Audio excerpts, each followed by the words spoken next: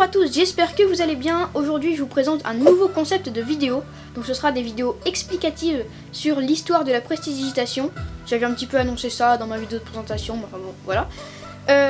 Donc je trouve ça assez important de vous présenter ce concept parce que tout simplement ça fait complètement partie de la magie.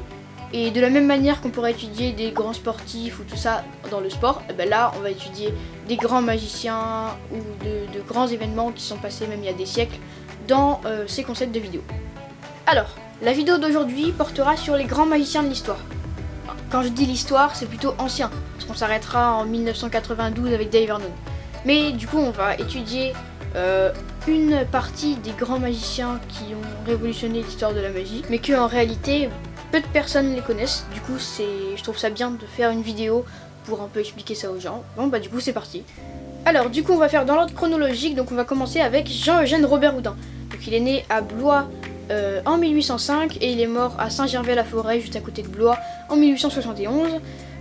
On le surnomme le père de la magie moderne car il a complètement révolutionné la magie. Il était destiné à être horloger comme son père, mais du coup en voyant les mécaniques et tout ça, il s'est mis à inventer des tours de magie pour ensuite amener une magie révolutionnaire.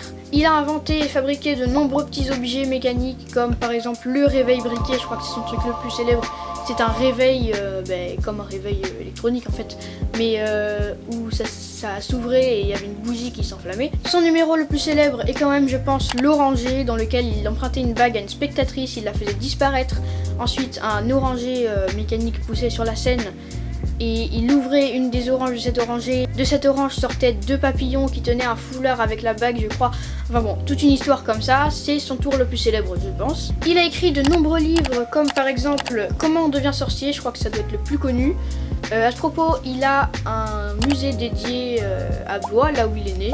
Un très bon musée, je l'ai déjà fait plusieurs fois. Et c'est le moment de passer au deuxième magicien.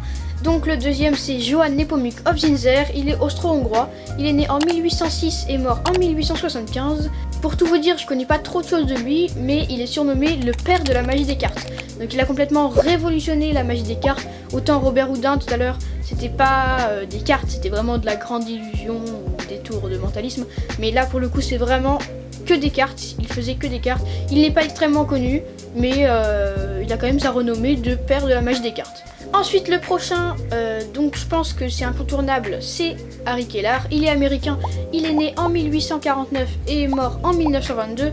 Il est connu pour avoir fait notamment le numéro de la lévitation de la princesse Karnak. C'était un numéro où il faisait léviter une femme. J'en profite pour mentionner Howard Thurston, qui est un autre magicien qui est connu pour avoir succédé à Harry Kellar. Après sa mort, c'est lui qui a pris sa relève, on va dire. Le prochain magicien, vous le connaissez probablement tous, il s'appelle Harry Houdini, son vrai nom c'est Eric Weiss. Il est né en Austro-Hongrie en 1974 et il est mort aux États-Unis à Détroit en 1926. Il a commencé sa carrière avec les cartes, mais est bien évidemment très connu pour ses tours d'évasion. Il s'est libéré d'un cercueil dans lequel il avait été enterré vivant. Il était pendu par les pieds dans une cage en verre remplie d'eau. Bref, plein de tours toujours aussi impressionnants. Je reviens juste sur son nom. Il s'appelait Eric Weiss à sa naissance. Et en fait, quand il a dû partir aux États-Unis pour commencer sa carrière, il a pris le nom Harry Houdini. Donc Harry s'est tiré de son prénom qui c'était Harry. C'est en version américaine, ça fait Harry. Et après Houdini, donc il l'a pris de Robert Houdin, si vous vous souvenez tout à l'heure. Et il a rajouté juste un i pour faire Harry Houdini. Beaucoup de rumeurs tournent encore autour de lui aujourd'hui, comme par exemple qu'il serait, on va dire, hanté. Il est mort le 31 décembre, lui qui toute sa vie a contesté les médiums qui disaient communiquer avec les esprits. Il est mort le jour des esprits. Bon voilà.